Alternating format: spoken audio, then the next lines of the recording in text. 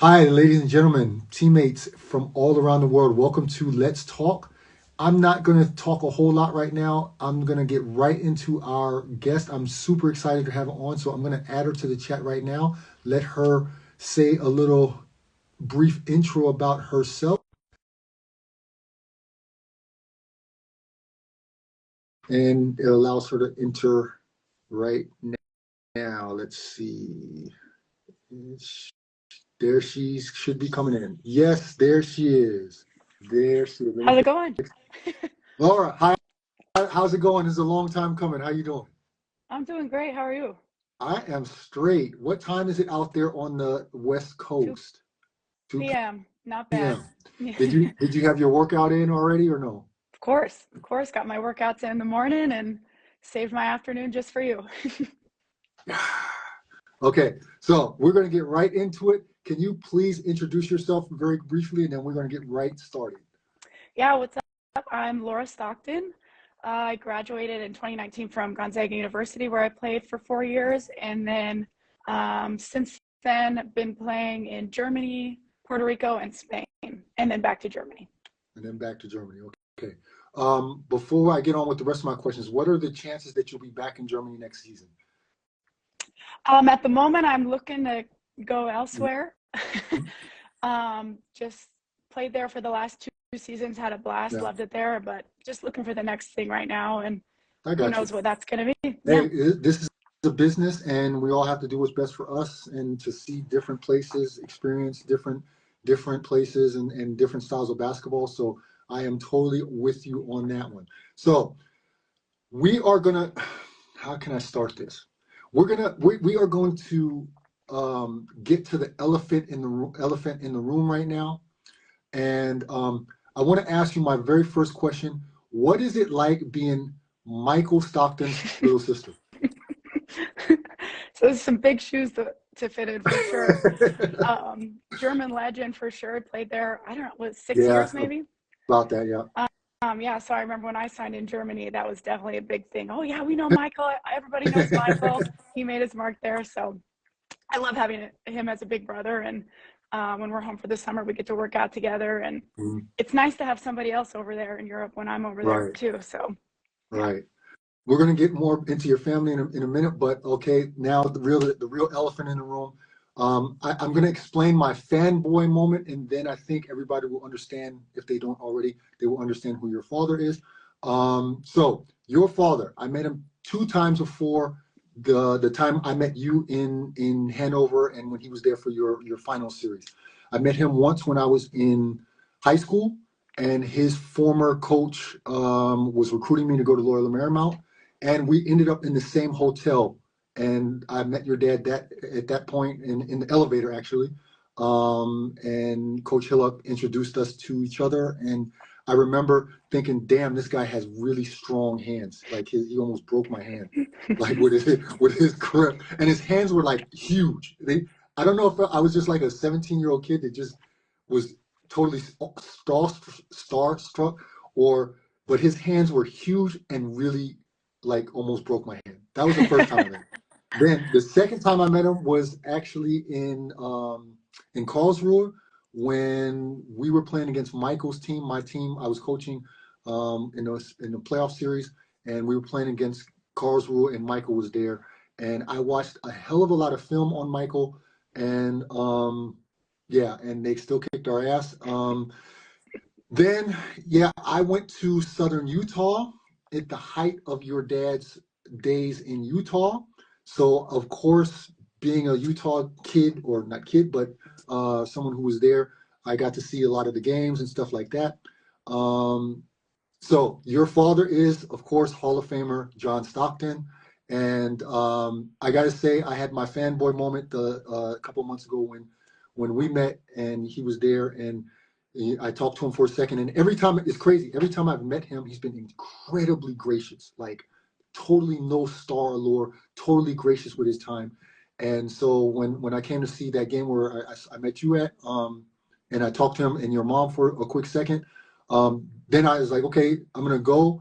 And then I was thinking, damn, get a picture with him, come on. And then I was standing there like I'm like 6'8", And I'm like standing like maybe like 5 feet away from him, looking and kind of like, should I go? No. Should I go? No. Should I go? No. There's other people around him. Don't make an ass of yourself. And then I didn't do it. And I felt like such a fanboy kind of standing there. And I was so disappointed in myself when I walked away. So somehow I have the feeling that somewhere in this life, I'm going to see your dad again. Tell him I'm going to ask him for a picture.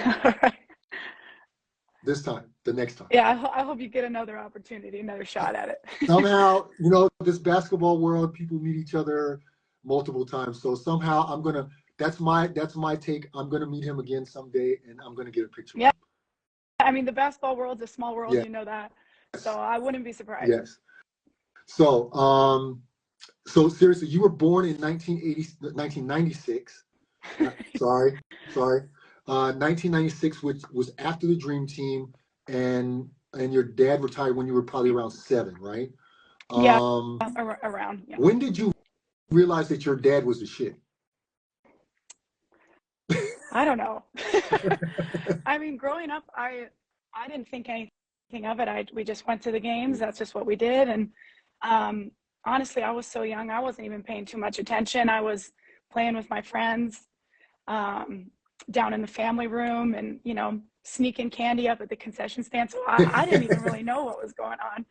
I wish I did. I wish I would have known it and had a chance to kind of appreciate what was happening at the time. But yeah, I don't know when it ever hit me, if it ever did, or if it just slowly, who knows. For you, he was just dad. Yep, always. Yeah. Being born into a family of hoopers, that has its advantages and disadvantages.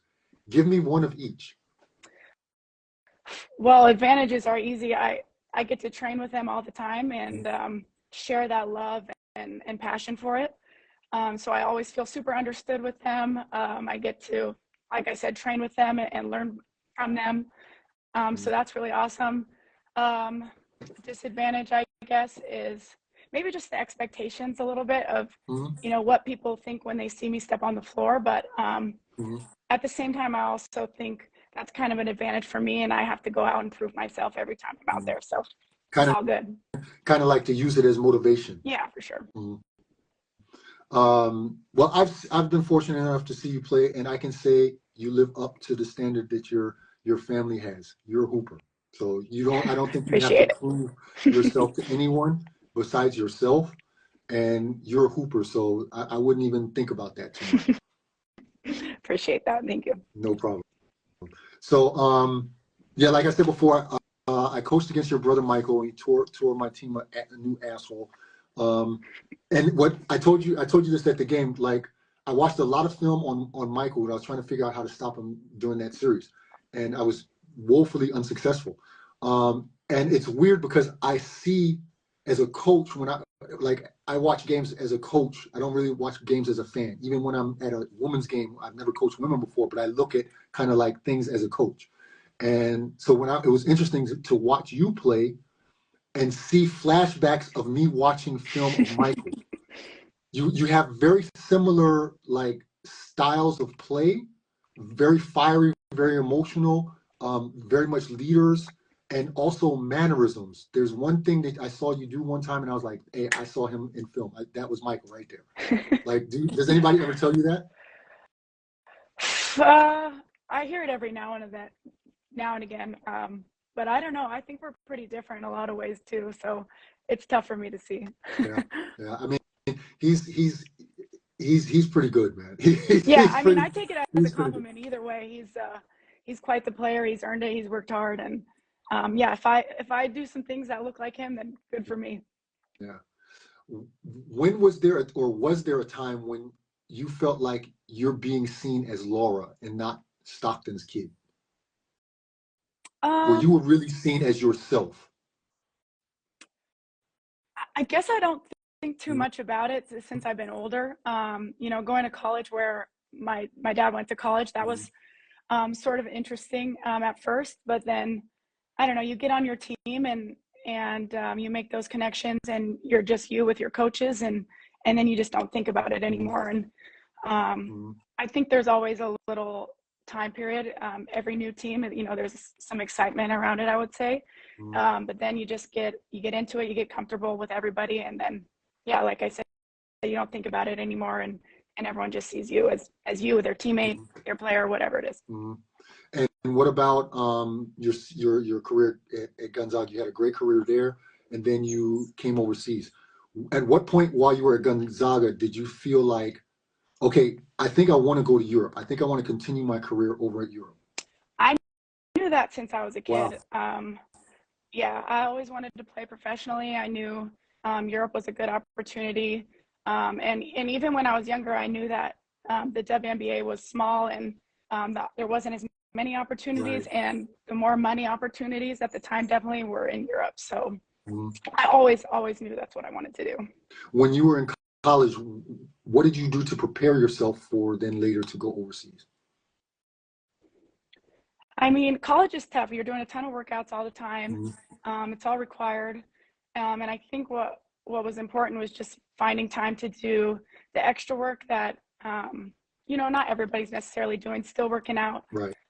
you know, with my brothers or my dad, whoever. And I just really loved it. And so it never felt like work to me. And I think that makes it really easy to do that extra stuff.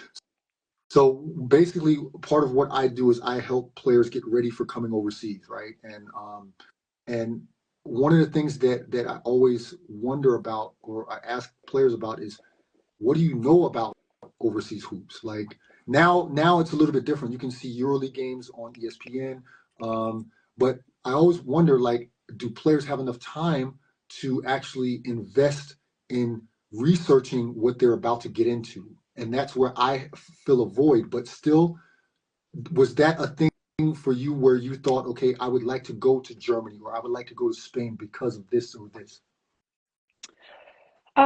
Yeah, I don't think I knew too much about the women's game over there. Mm-hmm. My sister played 2 seasons in Europe.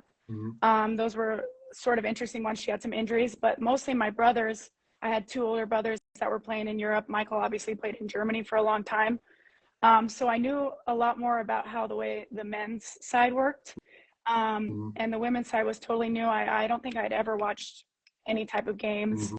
Um, yeah, sorry, sort of lost my train of thought there. No, it's But okay. oh yeah, my rookie season was really interesting. I really have a preference of where I was going. I just knew I wanted to get somewhere. I was coming off an ACL injury, so for me, I didn't care where I went. I just wanted an opportunity. And then when my agent came to me with this a great German opportunity, I was really excited about it, and it felt really comfortable to me because all 3 of my older siblings that had played overseas had played in In Germany at Germany, some right. point. So that was really like a comfortable yes for me. Speaking of your agent, did you have to look for an agent or did your agent approach you when you were in college? I went out and looked for one. Like I said, I had torn my ACL my senior year of college, so I had a whole year off and Mm-hmm. kind of, I don't know, you could say fell off the radar a little bit. Mm-hmm. And when I was feeling healthy enough and ready to start playing again, I had just contacted my college coach, said, hey, I'm looking for an agent, or what's the next step? And she gave me the number of, I think, 4 different agents that she knew from past players. Mm-hmm. And I called them all, had good conversations with all of them, and then ended up going with Alex Okay. from Scores First. And great. This is something that I often ask players. Do you think this is a two-pronged question? First of all, do you think it is the responsibility of also college coaches to maybe prepare their players for going overseas? Maybe they have too much to do. And on the flip side, what about an agent's responsibility to prepare their players for what they're about to experience? Yeah, it's tough. I think it's good when your coach from college can help you out a little bit. They have a ton of connections with just past players and stuff like that. So I was really grateful that she Right. knew of different agents and that type of stuff. But then, like I said, their job can only go so Right. far. They've got a new team they're dealing Right. with now. And then as far as the agents go, it's sort of similar. They got a lot of other people they're worrying about. And so for me, I always try to find as much information out as I can on my own, and then kind of double back to them and say, okay, here's what I think. What do you think? Mm-hmm. And hear what they have to say. But I think the agents are really, really important. They've been great for me because, like I said, I don't always know what I'm doing, and I'm going into my 5th season, and I still have questions all the time, and it's Mm-hmm. nice to have them to fall back on. And you know, they have tons of stories from tons of different players, so Right. that's really nice. Right. Um, what was your welcome to European basketball moment? Your first season overseas.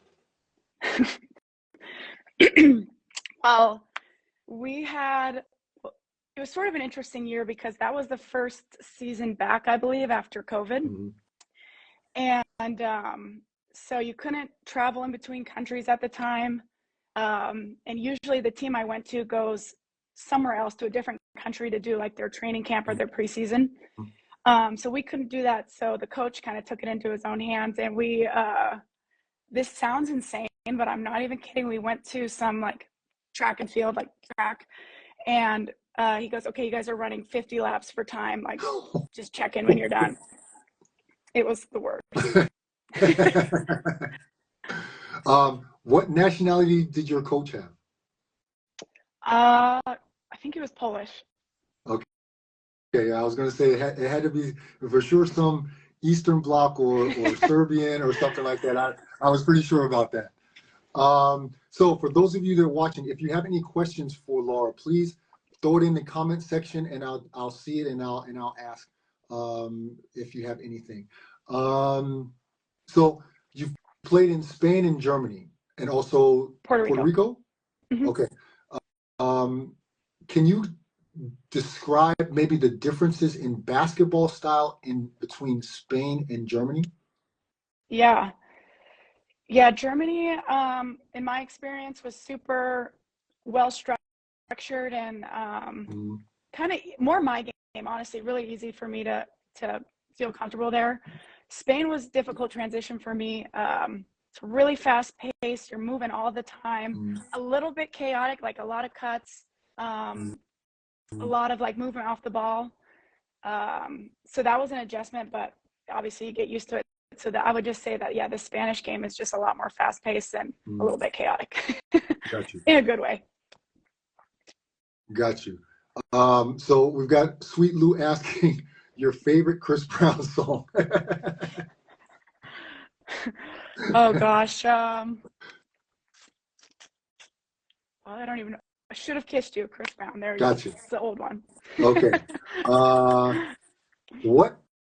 What piece of advice, looking back on it, would you give yourself or to another woman hooper that is in college and wants to play overseas that you wish you would have known before you came over? I guess That's a just tough one, right? yeah, it is tough. It's easier said than done, but just really have an open mind. Because I think especially coming out of college, we're so used to, you know, the facilities, the amenities, just the general community a little bit. And coming overseas is definitely different. You have to fend for yourself quite a bit more, and that's not necessarily a bad thing. So I would just say have an open mind. Don't expect anything. Also expect anything. Yeah. Gotcha. I mentioned it before that I like watching you play because I love the emotions and things like that, and how you lead. And when I watch, I also watch to see and think, could I coach that person, or would I like to coach that person? Do you think you're coachable? I think so. I think I mean, it's always important to have like a good mutual respect between coach and player, I think. Right. And I think when there's the mutual respect there, it's super easy to have like a great relationship with your coach, to be coachable, all those things. And I always try to anyways. I think it's important. I mean, especially as a point guard, you got to have you're the coach on the court, you know. So it's important that, you know, I'm trying to deliver what the coach is saying too. So I really do try to be as coachable as possible. Excellent answer. What is your summer routine like right now? So in between seasons. Um, it's busy-ish. I usually train with my old strength coach at GU. He's the head strength coach, Mike Nelson. I train with him 2 times a week on just like general strength and Mhm. you know, lifting and that stuff. That's really awesome. I get to do that still with them. And then 3 days out of the week, I'm at like a my brother's local fitness gym, and they have these tread classes. So I'm doing that 3 times a week. Usually, like I throw in some yogas 2 to 3 times a week, and then playing pickup at least 3 times a week. Right now, I am just playing with like my brother's crew, which is fun, but also I would really love to play with some girls. So that's what I'm kind of looking for right now. But I think hopefully some of the college goers will be coming back into town, and I can start playing with them, because that's something I really love to do over the summer, is just play and not have any rules or plays, and just kind of find Right. the flow again postseason. What are you working on this season, this off season, that maybe will advance your game a little bit more for next season? Gosh, the biggest thing I think that I'm wanting to work on this summer is just my shooting consistency. Mhm. I had a decent shooting season, not great. And then I think I kind of came to life a little bit during the playoffs, Mhm. which for me should, like, that's how I want my standard to be. So I'm definitely working on that, trying to get that as consistent as possible. And then the other thing is just working on like my agility and general athleticism, just because still coming back from all that injury stuff, it's a while to fully get back all those things and trust in your body. So I'm trying to work on that so I can, you know, be a better defender and guard some of like the better players in Europe if I get the opportunity to do that. Do you find that playing overseas, the mental wear and tear is a little bit different than when you're home? Yeah, Mhm. yeah. It's interesting because um, people don't think about it. It's your job. Yeah, And so having a bad game, it's like it's different than when you're home. Oh, I had a bad pickup game. I'm right. so mad. It's like, no, like I didn't do my job well, and it matters. Mhm. This is the only reason I'm here. Mhm. So I think that weighs on you more than it would. And then just being alone too, it's kind of tough. A lot of times, you know, you want to call your friends or your family, and they're not on the same time zone, and you don't get to just get some things off your chest, you know, maybe about the game or maybe just about life. So it's just different, a little bit tougher. Yeah. Yeah. Is there anything that you do to help you get over also the fact that you're alone, or like you're missing Thanksgiving, like the holiday blues time, you know? Is there anything special that you try to do to work on that? Yeah, well, my mom is like the most incredible cook and baker on earth. A lot of people watching can attest to this. And so she has certain things she makes for certain holidays. Like for example, on Halloween, my mom always makes my grandma's chili recipe. So I do that around Halloween Mhm. time when I'm overseas. Mhm. And then for like Thanksgiving, Christmas, she makes homemade cinnamon rolls. So I do that Mhm. around those holidays too. And I just try to make myself feel at home even when I'm not, just with those little things that remind Yeah. me of home and that time Yeah. of the year. How long do you see yourself playing? I ask you this because I think it's super unfair, but there is the thing that women tend to stop playing earlier because they want to start a family. They, think, or they might have outside pressures to start a family or get married and things like that. Whereas men that play overseas, they can play till whenever. For so first of all, how long do you see yourself playing? And do you ever feel any of that kind of pressure, like, okay, now it's time for you to, settle on down and, you know? It's really interesting you ask that, because I go back and forth about this all the time, because I am someone who wants to have a family at some point. Mm, Um, but I love playing basketball more than anything in the world. So it's sort of a battle. As of now, I'm just going to keep playing until the wheels fall off. mm, And then when that part of my life kind of shows up, I guess, then I have that in the back of my mind that like I'll be ready at that point. Right. But it is tough. It stinks as a woman that you don't get to just have both. But Right. I guess that's life, and so I'll just keep doing what I love in the meantime. And then, like I said, when it comes time to find a partner and a family, then I'm ready for that as well. Yeah. What is your favorite hoop shoe of all time? Don't tell me the Karl Malone LA Gears. I never got to wear those. I can tell you, okay, now I'm showing how old I am, but I can tell you my college had those one year. Oh man. Yeah. Oh man. Yeah.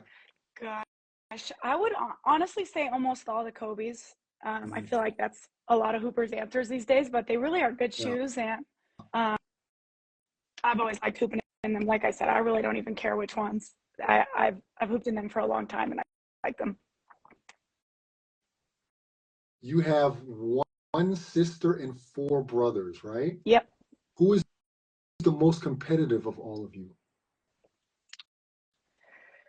I'd like to say me probably, but we're all super competitive, Mhm. and Michael's definitely up there, and it definitely carries over into other things besides Mhm. basketball. I'm It's a sure. little bit sick in our daily lives that we're just competing about the dumbest things. Like everyone likes to water ski in our family, almost everybody, and it's like, oh, I skied 3 times today, and you're like, okay, I'm gonna ski 4. So just little things like that. Yeah, very competitive family. So it actually is tough to say who is the most competitive, but I think it's me, and I think everyone would think it's them. Yeah, of course. That's how it goes. One more question. I'd usually like to throw a curveball at my guests. Um, so I've got a piece of family trivia for you. I don't know Okay. how I'm hoping this information that I have dug up is correct. Let's see. Did you know that your mom's dad, your grandfather, Mike, is the last territorial governor of Alaska? You knew Of that. course, I knew that. Yep. And Yeah, we're really proud of it over at our house. We've got a lot of Alaska stuff up in our house. Oh yeah, we're really proud. okay, I'm glad I wasn't telling you information that your family had hidden from you for your whole life, and that you actually knew that. I'm very glad that it wasn't me that Yeah, did it's really cool that side of the family. They had all kind of moved from Croatia, actually, my mom's side that. of the family, and they'd all gone to Alaska. And like I said, then they was the governor there, and that's why all of us have our Croatian passport now, because my mom's 100% Mhm. Croatian. They all came from there, and it's pretty neat. Yeah, I love that. My mom's side of the family, they've got a great story, great history, That's dope. and it doesn't That, get enough love. It gets a little bit overshadowed, but it's pretty neat. probably, yeah. Your dad's a Hall of Famer, probably. Yeah. um, have you ever considered playing for the Croatian national team, by the way? I would be interested. Of course, I haven't heard from them. I know that rules that there can only be one player that's dual Right, passport, I believe, and they've got right. a really great Naturalized player. there. Yeah, EuroLeague player. So she's doing great. Okay. But I would, if they Gotcha. ever had an opportunity, I'd love to try. Well, if you are out there, Croatian Federation, woman down here can hoop. Hit her up. So let's see if we can make a petition to get you on the Croatian national team. Oh wait, we got a question from Nick Brown. What do you want your lasting legacy to be? That's a great question. That is a good one. Um, I think it's always been important to me that, like other young girls, you know, honestly, wherever can just see that they can go do these things that their big brothers are doing, and like we talked about earlier, kind of have both. Like you can still want to have a family, want to have kids, and still get to chase these careers and do it all, and have like a really happy, fulfilling life. So I hope that I can be someone that the young girls can look up to. So that's a good way to end this. I have now had Michael on my show. and I've had you on my show, and one day I'm going to get a picture with your dad. So I am glad to get to know the Stockton family through the power of the internet. I really appreciate you taking some time out of your day and sitting with me and talking crap. I really appreciate that. And yeah, have a great rest of your day. And yeah, thank you for taking the time. I appreciate it. Yeah, thank you so much. Thanks for having me. It was a great All combo. right. Bye. I'm gonna say goodbye to everybody. So everybody, thank you for joining. If you were here for 1 second or for the whole 30 minutes now that we've been on, I appreciate you tuning in. And that's it for today. I have another episode next week, which is going to be another good one. I mean, they're all good. I mean, come on, really. And so I hope you'll tune in. If you're a new person that just tuned in, hope you catch other editions as well. And yeah, I hope everybody's healthy, doing well, and I hope to see you next week. Old head out.